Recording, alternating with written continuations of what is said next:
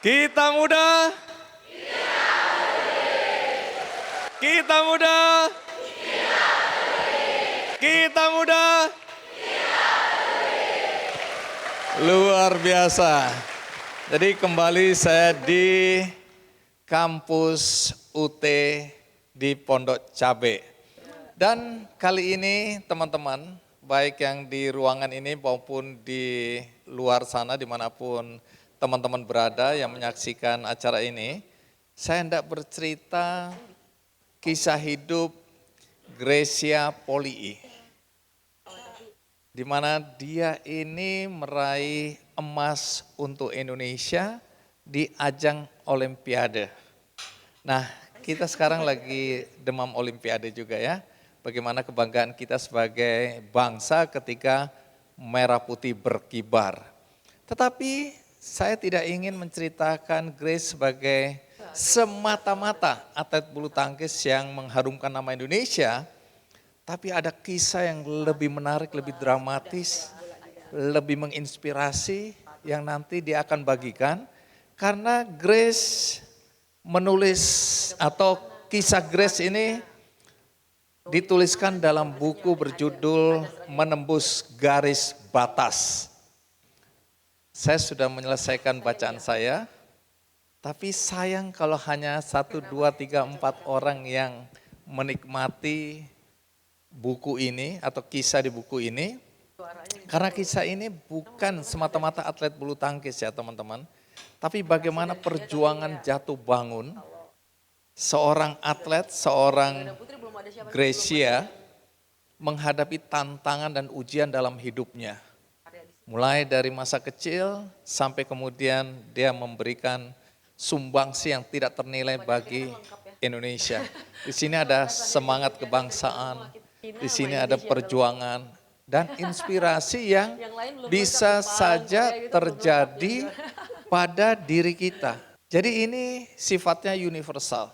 Nanti kita akan belajar mendengarkan bagaimana Gracia berjuang untuk bisa mewujudkan mimpinya sebagai atlet bulu tangkis yang memberikan sumbangan untuk negeri tercinta.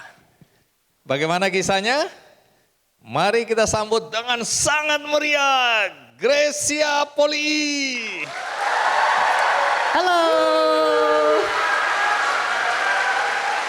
Silakan disapa teman-teman ini. Halo semua teman-teman, adik-adik. Aduh, saya senang banget hari ini ada di sini. Kebetulan saya kemarin baru pulang dari Paris Olimpiade. Baru ditutup ya kemarin Olimpiade Parisnya.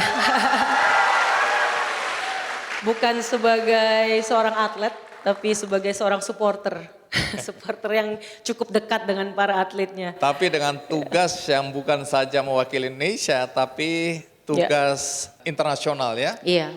Oke. Sebagai orang Indonesia kita harus bisa multifungsi gak sih? Harus bisa. Multifungsi. Harus mewakili dunia, mewakili Indonesia, mewakili atletnya dan sebagainya. Baik, Grace senang sekali ya. Silakan duduk Grace. Terima kasih. Tapi tunggu, sebelum kita mulai biar semangat. Kalau Indonesia itu kan selalu gimana? Siapa kita? Indonesia. Oke, gitu. boleh. Jadi Iya, boleh iya. ya, karena Boleh dong. ini kita jiwa atletnya biar keluar gitu. Walaupun kita ngomongnya bukan tentang atlet ya Bang ya. Bukan tapi tentang proses perjalanan, tapi kalau di atlet tuh supaya kita semangat, kita selalu akan ada yel-yelnya. Gimana yelnya? Siapa kita? Jawabannya? Indonesia. Siapa kita? Indonesia. Siapa kita? Indonesia. Oke, tepuk tangan buat semuanya. Baik, kita adalah Indonesia ya. Iya. Nah ini kan semua mata kemarin ya tertuju pada Olimpiade di Paris ya. Betul Bang.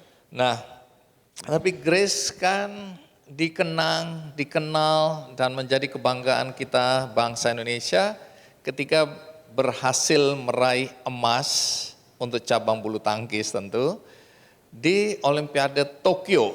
Ya. Tahun berapa itu? Itu tahun 2020, judulnya Olimpiade Tokyo 2020, tapi diselenggarakan di tahun 2021 karena kita semua di sini melewati yang namanya pandemi ya Bang. Jadi semua yang event di tahun 2020 itu di cancel dan harus dipindahkan 2021. puji Tuhan alhamdulillah itu jadi Bang. Karena waktu itu sempat hampir katanya Olimpiade Tokyo 2020 itu mau ditiadakan. Tapi akhirnya terjadi dan kita bisa dapat emas dan Indonesia bisa berprestasi pada saat itu Bang. Hidup Indonesia. Pada saat Gracia berpartner dengan siapa waktu itu? Dengan Apriani Rahayu. Dengan Apriani meraih emas. Grace umurnya berapa? Saya umurnya waktu itu umur 33 tahun, mau menuju 34. Sebagai atlet itu dianggap masih muda atau? Consider tua Bang. Karena atlet itu yang mungkin yang baru juara kemarin ya, angkat besi, dia umur 21 tahun. Apriani waktu juara Olimpiade umur 23 tahun. Jadi semua yang namanya seorang atlet itu berkarir memang dari kecil, dari usia yang masih belia. Gitu. Saya mulai bulu tangkis dari umur 5 tahun dan kebanyakan teman-teman saya juga pasti, teman-teman atlet saya mengawali karir mereka dari usia seperti itu Bang. Tunggu, mulai bermain bulu tangkis usia 5 tahun. Yes. Meraih puncak prestasi umur 33 hampir 34. Belum genap 34 tahun sih waktu itu. Tapi ini ada cerita nanti ya, ada sebuah proses ya. Iya. Untuk bisa sukses itu ada proses. Banyak orang yang baru jatuh sekali udah gak mau bangkit. 2 kali, 3 kali dia rasanya udah kiamat. Sementara Grace berkali-kali jatuh bangun ya. Iya betul. Karena ekspektasi dalam diri saya selalu atlet tuh harus berprestasi semudah mungkin. Iya. Ya waktu umur golden age orang atlet itu di usia 20 sampai 27 tahun. Range that. Tapi benar-benar dia ada masa kemasan di usia 24, 25 seperti itu. Nah itu seharusnya usia kematangan seorang atlet di situ. Jadi saya dari kecil berekspektasinya dan berharap saya bisa berprestasi semudah mungkin. Kalau saya bisa berprestasi umur 17 tahun sudah jadi juara Olimpiade, why not gitu, kenapa enggak. Tapi dengan perjalanannya waktu dan ibaratnya sudah kecemplung pula gitu di bulu tangkis, there is no turning back pada saat itu, harus tetap terus berkomitmen. Hingga akhirnya di usia 33 tahun saya baru bisa jadi juara Olimpiade Bang. Jadi memang perjalanan yang panjang, perjalanan yang kadang-kadang memang saya nih dinobatkan nih sebagai belum terpecahkan di tahun 2024 ini sebagai atlet bulu tangkis peraih medali emas tertua Bang. Kadang-kadang kalau tertua kayak wah gila berarti kayak tua banget gue ya. Tapi ternyata di balik semua itu, di balik ada yang dia bilang tertuanya itu ternyata ada komitmen, ada grit, ada sesuatu hal yang kayak wah hebat lu ya. Lu lawannya umur 20 tahunan tapi di umur usia 33 tahun lu masih bisa berprestasi gitu. Jadi itu jadi ada bangga tersendirinya gitu loh. Ada apresiasi tersendirinya pada saat itu. Iya di dunia tinju misalnya George Foreman ya, dia comeback di usia 45 tahun dan bisa menang. Itu menurut kita sesuatu yang luar biasa. Jadi ini kita nggak bicara soal wah sudah tua baru kemudian berprestasi, bukan. Karena bagaimana konsistensi ya. Karena cita-cita Grace ini dari dulu waktu kecil, aku harus bisa dapat emas di Olimpiade sebagai salah satu event puncak ya, olahraga di dunia ini.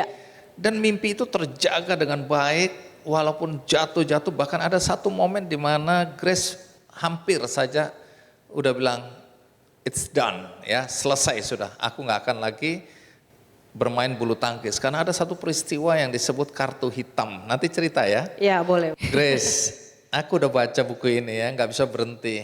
Ini buku sengaja aku bawa ke rumahku di desa dan aku habiskan hanya dalam 1 hari aja. Wow.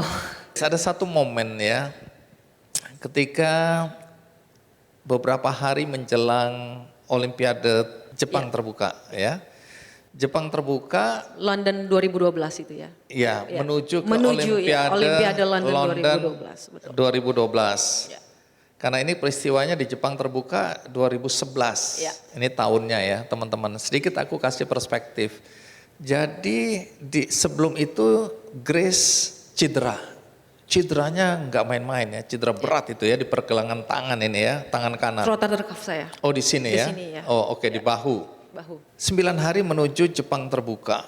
Berharap itu bisa sembuh dengan segala cara lah, mau minum ramuan itu, mau terapi ini, terapi itu, dan seterusnya. Tapi pada hari H, ternyata nggak menyelesaikan masalah, kamu tetap nggak bisa bermain dengan tangan kanan. Iya. Akhirnya kamu pakai tangan kiri. Apa yang terjadi? Ini cedera di Taipei ya? Iya, cedera di Taipei. Jadi pada saat saya cedera itu, dokter sudah bilang memvonis saya harus berhenti selama 6 bulan, paling nggak sampai 1 tahun. Itu 2011, sedangkan olimpiadanya itu 2012. Dan kita ada di race to Olympics karena kualifikasi. Yang masuk olimpiade itu tergantung prestasi kita dari sendiri, bukan karena negara mau kirim A, B, dan C, bukan. Nah, karena dokter sudah memvonis saya harus dioperasi dan 6 bulan sampai 1 tahun saya harus berhenti bermain bulu tangkis. Saya langsung bilang saya nggak mau dioperasi, walaupun dengan keadaan rotator kaf saya ini sudah hampir putus. Jadi memang sudah tidak bisa bergerak. Saya angkat mic begini, itu nggak bisa. Jadi benar-benar hampir lumpuh Bang pada saat itu. Tapi kemudian 9 hari kemudian karena saya ada Jepang Open dan ini sangat penting untuk meraih tiket ke Olimpiade karena ada poin-poinnya. Jadi saya maksa sedemikian cara dengan kepala saya, maksudnya watak saya yang rada bebal pada saat itu. Saya bilang saya mau main. Kalau sampai di Jepang saya nggak bisa main pakai tangan kanan, terpaksa saya harus pakai tangan kiri.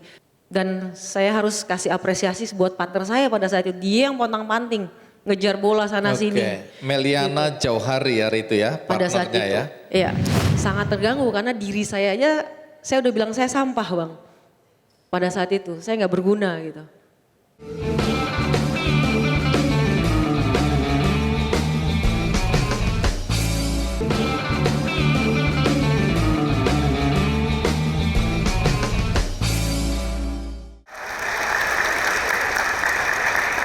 Nah, kenapa harus ngotot ikut di Jepang terbuka?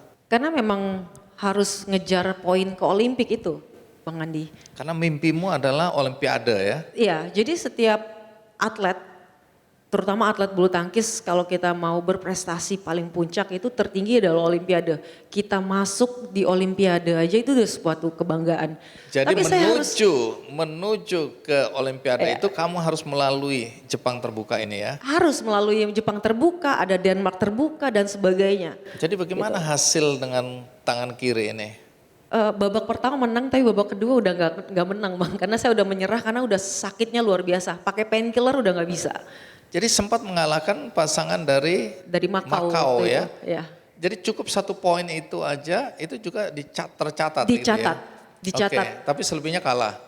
Selebihnya kalah. Justru karena ada poin di Jepang terbuka pada saat itu kayak menambah poin saya untuk bisa masuk tampil di Olimpiade gitu. Masuk kualifikasi pada saat itu. Dengan banyak mujizat-mujizat yang terjadi ya Bang di perjalanannya pada saat itu gitu. Grace, ada momen, nanti kamu cerita ya.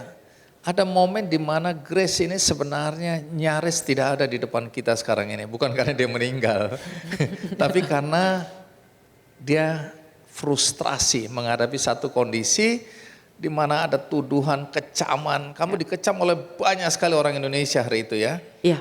Kemudian bukan orang Indonesia aja mengecam Grace, tapi dunia. Internasional juga. Internasional. Dan kamu rasanya hari itu hari dimana aku harus berhenti sudah.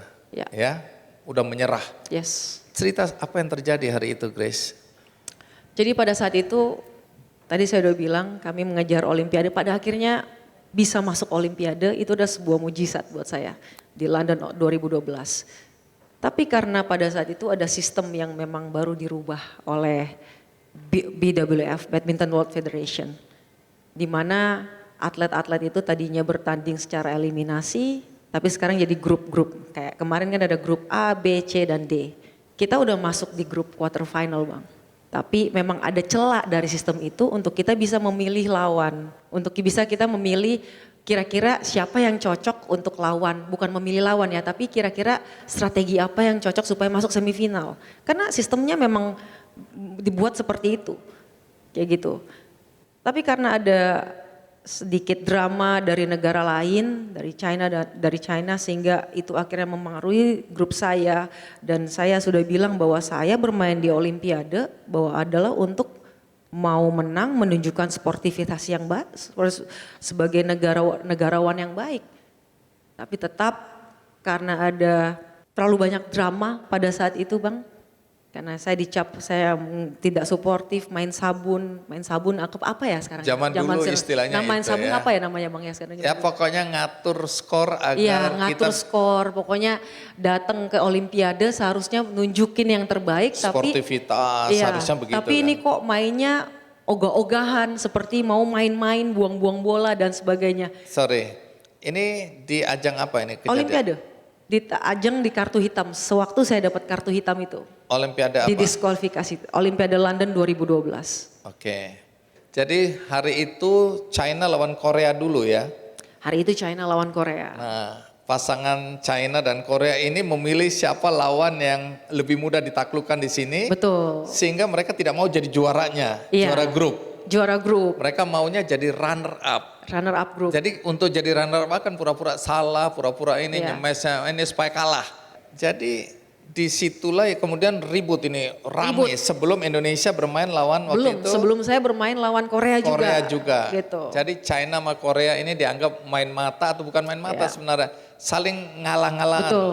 Jadi pertandingannya tidak enak ditonton. Penonton yang udah bayar datang ke situ Mahal sekali, ya. benar. Dan terjadi pada pertarungan Indonesia lawan Korea di mana Grace ada di situ. Gimana saya ada di situ? Nah, kenapa terjadi? Apa yang terjadi hari itu? Ketika lagi 0-0 Bang, Korea Indonesia. Saya nggak tahu apa yang dipikiranin Korea, dia serve, tiba-tiba serve-nya itu out Bang. Baru serve out, langsung di BWF itu panitnya masuk ke dalam lapangan. Langsung bilang, kalian kalau nggak bisa main, kalau kalian main tidak menunjukkan sportivitas, kita keluarin dan kasih kartu hitam. Saya di situ dengan frontal, dengan protes, saya mau main, jangan pernah menilai saya seperti itu. Kasih kami waktu untuk kami bisa bermain. Dan akhirnya kami bisa main, tetap dikasih kartu hitam karena udah kecam ya, kecaman udah datangnya luar biasa. Saya bilang enggak, saya mau main. Dan pada saat itu yang bisa bahasa Inggris tuh saya pemain Korea 2 bulan yang lango gitu aja. Dan saya bilang main. Sampai saya bilang apa saya perlu pakai bahasa Korea nih sampai panggil.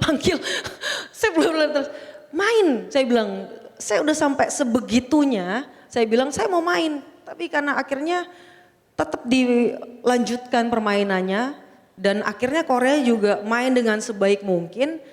Saya kalah, memang mereka ranking 3 dunia pada saat itu. Saya dan Meliana ranking 10 dunia. Jadi memang secara head to head saya memang kalah sama Korea itu. Gitu. Kami kalah dan tetap kami ketika kami diinvestigasi besoknya, kami tetap dibilang bahwa kami tidak mempertunjukkan hal yang benar. Baik, jadi gara-gara ada pasangan yang tanda kutip tadi ya, Karena saling mempengaruhi mengalah, ke saya. terus pertandingan ini dituduh juga main-main. Betul. Sehingga dua tim yang main ini juga dikecam Betul. oleh dan kamu dikecam oleh masyarakat Indonesia, dikira kamu juga main-main begitu ya? Betul. Jadi kecaman itu udah terbiasa buat saya waktu itu. Karena kamu ingin bermain serius, tapi orang kemudian menuduh kamu main-main dan tidak membela bendera merah putih, kira-kira begitu ya? Betul. Jadi apa yang terjadi dengan perasaanmu hari itu? Saya merasa bersalah Bang. Saya sangat merasa bersalah karena apa yang saya telah lakukan kerjakan dari usia saya 5 tahun sampai pada akhirnya di 2012 sampai saya umur 25 tahun itu semuanya useless. Perjuangan orang tua, perjuangan Indonesia yang sudah membina saya itu saya merasa bukan sebagai, saya nggak layak berada di Indonesia ini jadi negarawan di Indonesia ini.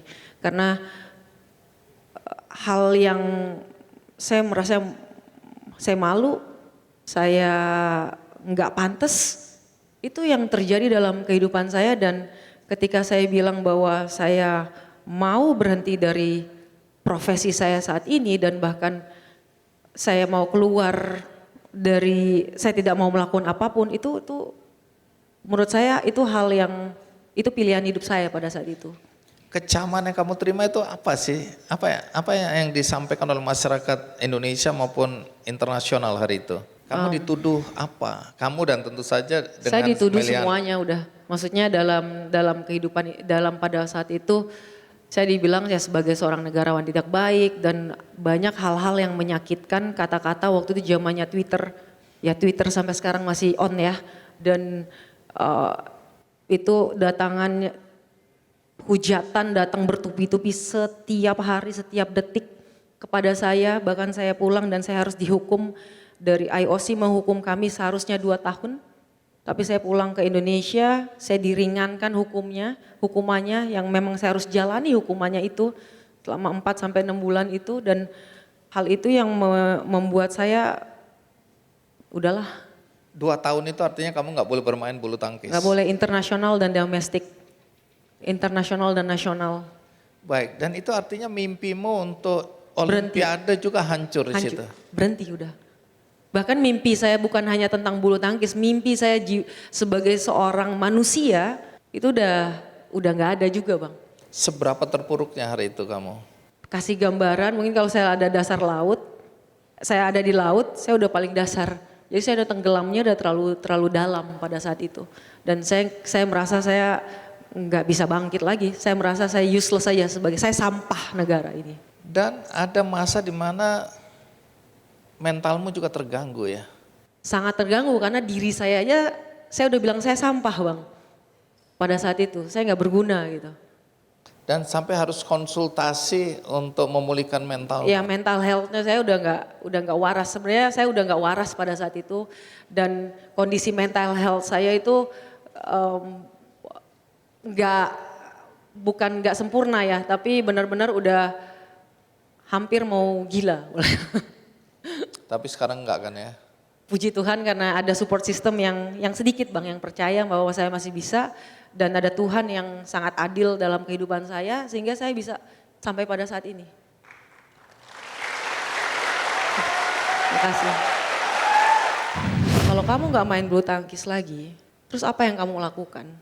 Saya gak bisa jawab. Terus mama saya bilang, kamu melatih, kamu main domestik, kamu lagi dihukum dan nama kamu rusak.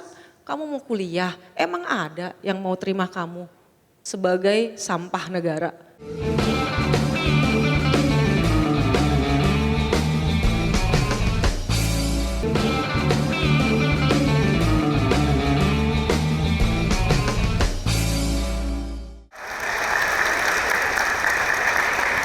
Grace, berapa lama kamu harus mengalami situasi dan kondisi hancur hati dan kemudian terjadi gangguan mental dalam dirimu? Berapa lama itu?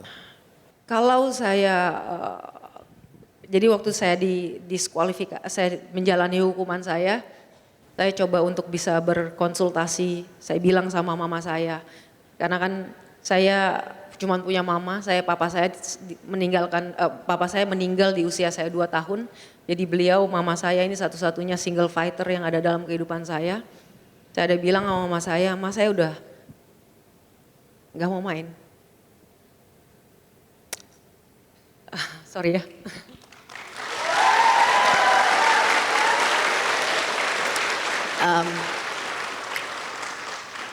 Terus pada saat itu mama saya hanya bilang pada saya bahwa Gracia, kalau kamu gak mau main lagi bulu tangkis itu gak apa-apa, itu pilihan kamu. Tapi habis itu kamu mau ngapain? Kalau kamu masih dikasih kehidupan, kecuali kamu meninggal saat itu, kamu udah kelar. Tapi ini kamu masih bernafas dan masih dikasih kehidupan sama Tuhan. Kalau kamu gak main bulu tangkis lagi, terus apa yang kamu lakukan? Saya gak bisa jawab. Terus mama saya bilang, kamu melatih, kamu main domestik, kamu lagi dihukum dan nama kamu rusak. Kamu mau kuliah, emang ada yang mau terima kamu sebagai sampah negara? Perusahaan mana? Saya belum lulus kuliah pada waktu itu juga, Bang. Siapa yang mau terima kamu di Indonesia ini dengan notabene kamu sampah negara? Terus juga nih, kamu mau melatih di luar negeri. Ke negara mana?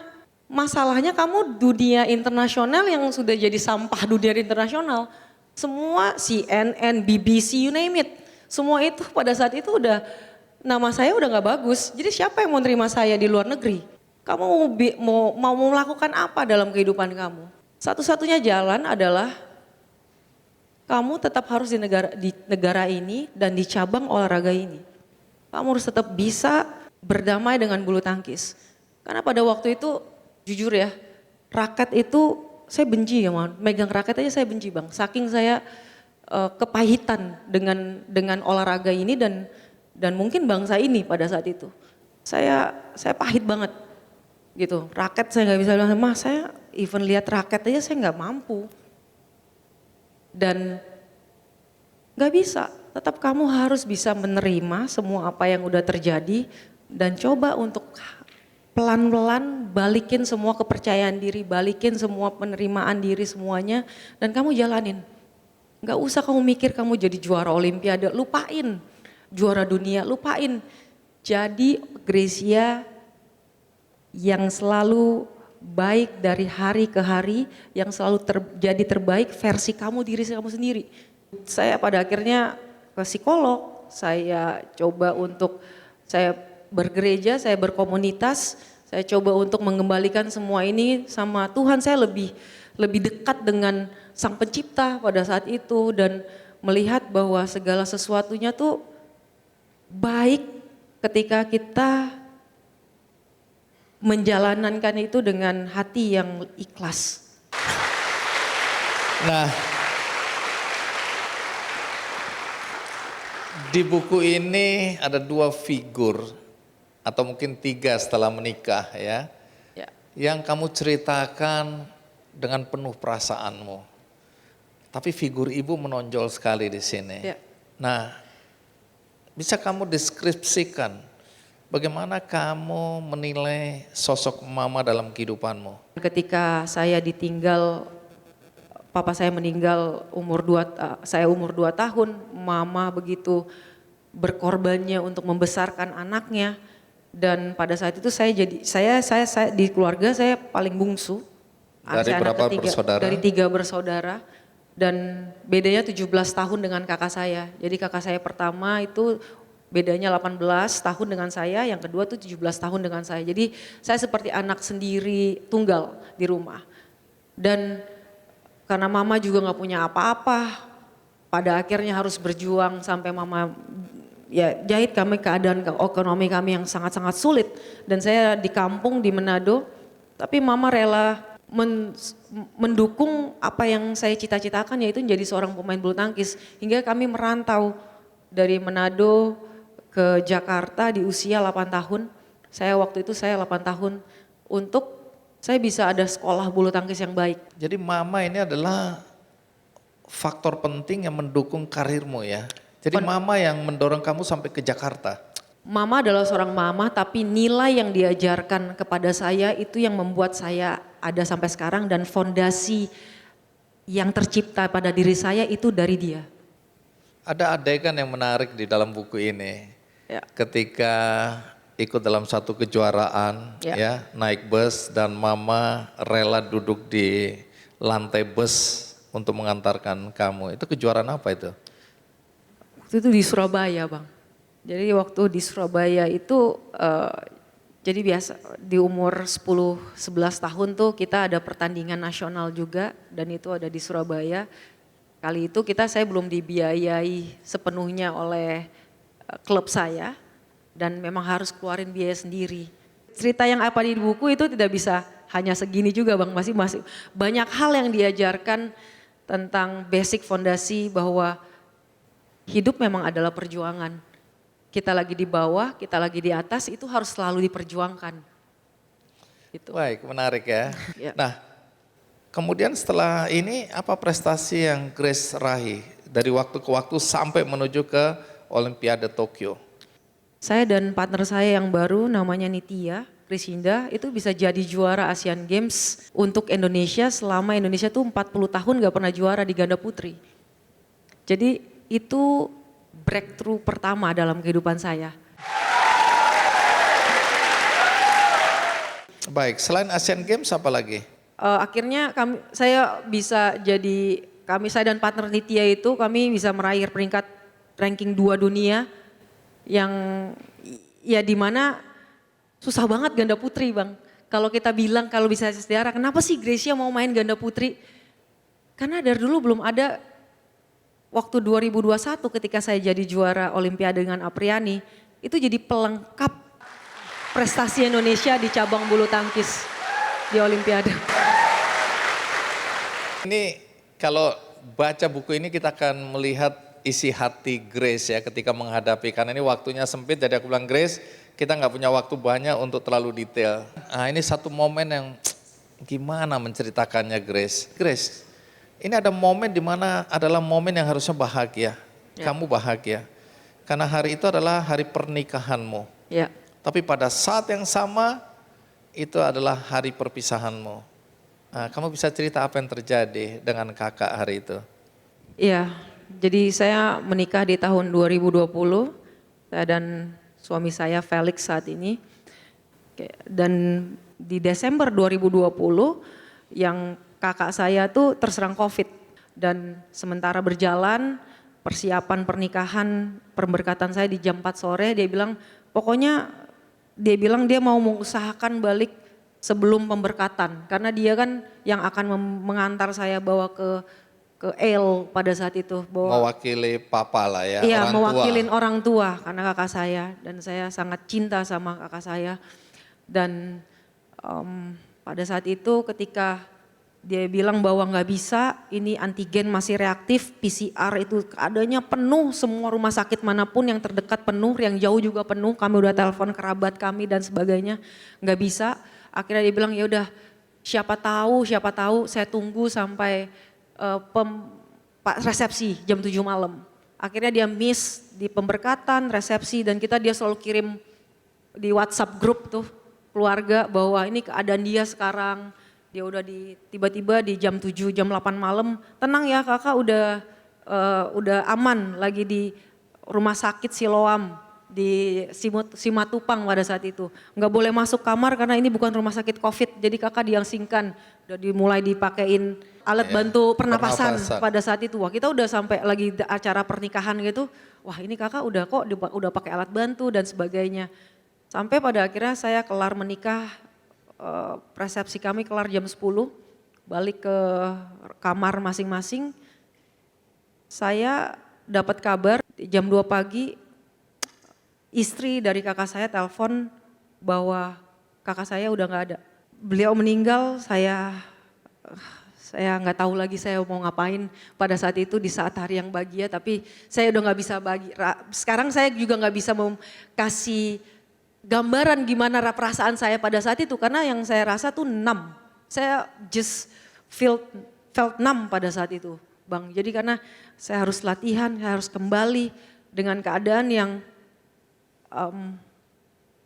mati rasa. Baik.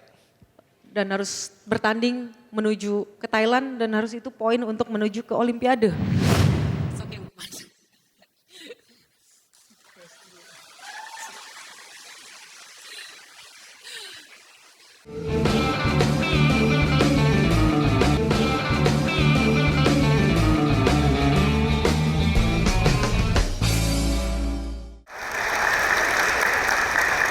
Baik, Grace, aku kasih kesempatan mahasiswa bertanya dan ini sudah ada nama yang mendaftar tadi. Namanya Lukman Amir, UT Jakarta, jurusan Ilmu Komunikasi. Lukman, oh dari belakang sana. Oke, boleh salaman. Iya, Lukman silakan duduk. Iya. Halo Kak Grace ya. Halo. Pertanyaan saya, sebelum bertanya saya ingin sedikit bercerita. Iya. Saya pernah mengalami di mana ketika ingin berkompetisi, sudah ingin siap berkompetisi, namun kita mengalami di mana kondisi kita kehilangan sosok keluarga tercinta. Sama seperti Kak Gracia, kehilangan kakak kandung. Ya. Pada saat itu ketika Kak Gracia ingin berlaga, dan di saat itu juga Kak Gracia kehilangan sosok kakak kandung tercinta, saya juga merasakan beberapa minggu lalu, saya sudah siap ingin berkompetisi di ajang Duta Pariwisata. Ya. Namun beberapa minggu lalu juga saya kehilangan sosok ayah tercinta saya. Dan pertanyaan saya, bagaimana Kak Gracia bisa terus maju dan terus berpikir untuk mempersembahkan kemenangan di saat Kak Gracia mengalami kondisi Kak Gracia membutuhkan dukungan. Terima kasih. Terima kasih. Wah, sebelumnya turut berduka cita Lukman atas kepergian ayahnya, dan saya tahu itu hal yang tidak gampang buat kita yang mengalaminya, dan it's okay Lukman.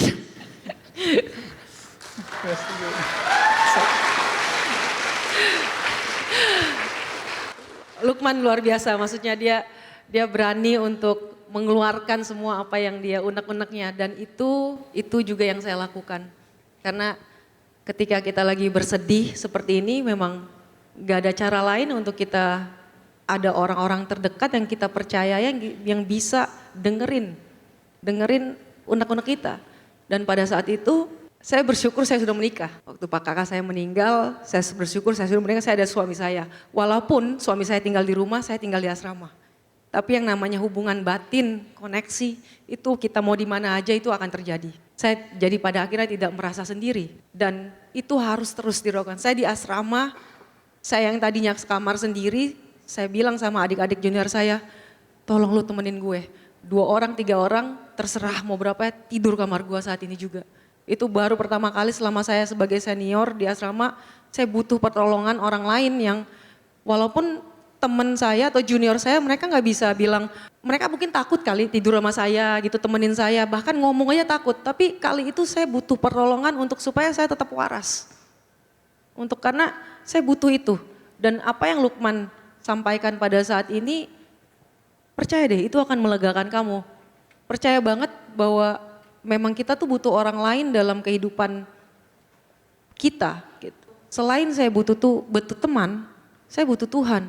Pada akhirnya tiap hari saya bilang, Tuhan, saya berdoa saat ini, saya lepasin kakak saya lepasin papa saya lepasin semua orang-orang yang saya cintai dan pergi dengan tenang. Hal itu yang saya lakukan setiap hari dalam kehidupan saya, sehingga ketika saya bertanding, saya kadang dengan berduka, tetapi waktu saya jalanin pertandingan saya, adrenalin yang saya sangat fokus dalam pertandingan itu yang membawa saya bisa waras pada saat bertanding. Pada akhirnya ketika saya menjalani hari demi hari, pertandingan demi pertandingan, dan akhirnya saya bisa ada juara. Nah itu yang mungkin Lukman dan teman-teman bisa mempraktekkan bahwa kita butuh orang lain dan kita butuh Tuhan untuk supaya kita bisa waras dan menjalani kehidupan kita sehari-hari. Baik. Terima kasih. Kita berikan aplaus. Terima kasih Kak Grace. Sama-sama. Ya. Lukman, kami semua ikut berduka ya, tapi tetap salaman dulu, tetap semangat ya. Dan karena kamu mewakili aku bertanya, kamu dapat buku dari Grace ya. Terima kasih Mas Andi. Bukan cuma dapat buku, tapi bukunya ditandatangani langsung oleh Grace. Terima kasih Mas Andi. Wow, foto bersama dulu, mana kameramu? Dibuka supaya kelihatan bahwa ditandatangani oleh Grace. 1, 2, 3. Oke. Terima kasih ya. Kita berikan aplaus untuk Lukman Amir.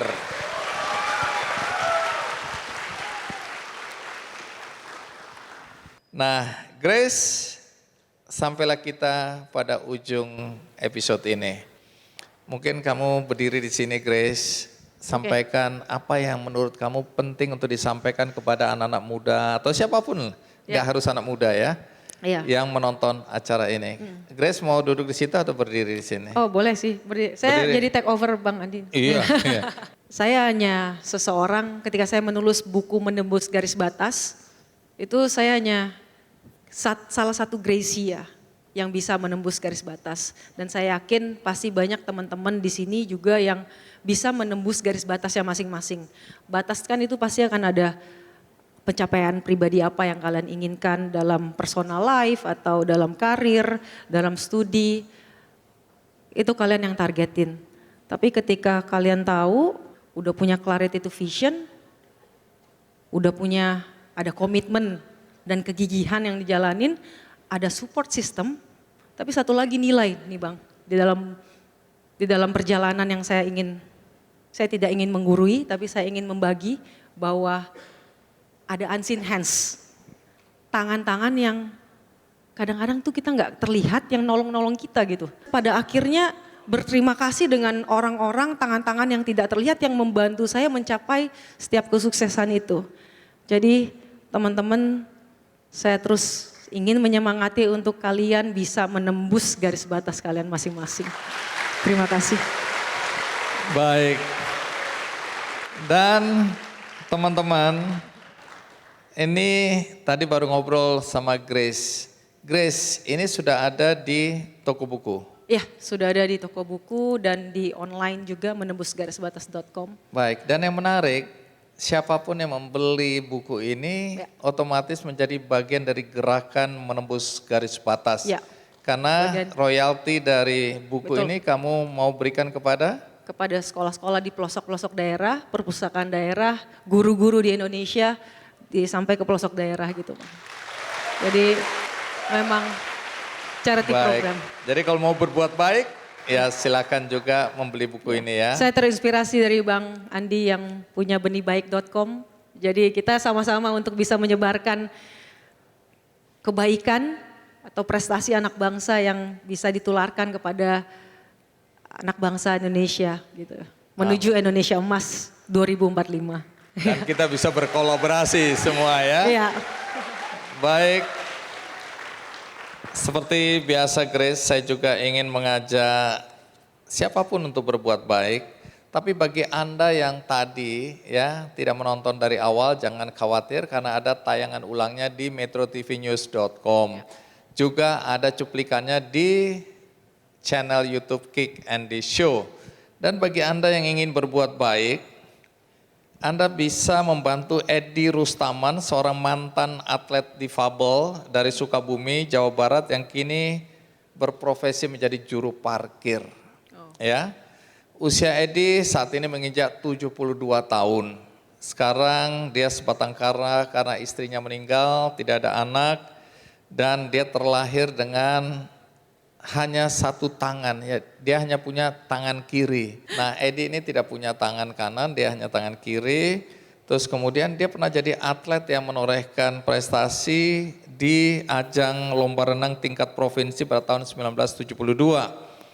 Setelah berhenti sebagai atlet, dia terpaksa beralih profesi menjadi juru parkir untuk bisa menghidupi keluarganya waktu itu dan hingga kini.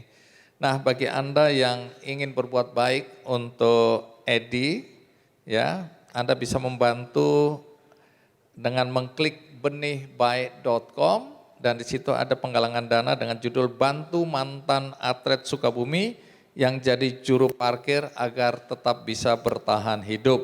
Semoga informasi ini menggerakkan hati Anda untuk juga berbuat baik bagi sesama. Dan akhirnya teman-teman semua dan siapapun yang menonton acara ini, semoga episode kali ini dengan cerita Grace ya dalam proses untuk mencapai puncak prestasinya bisa menginspirasi kita semua. Sampai jumpa.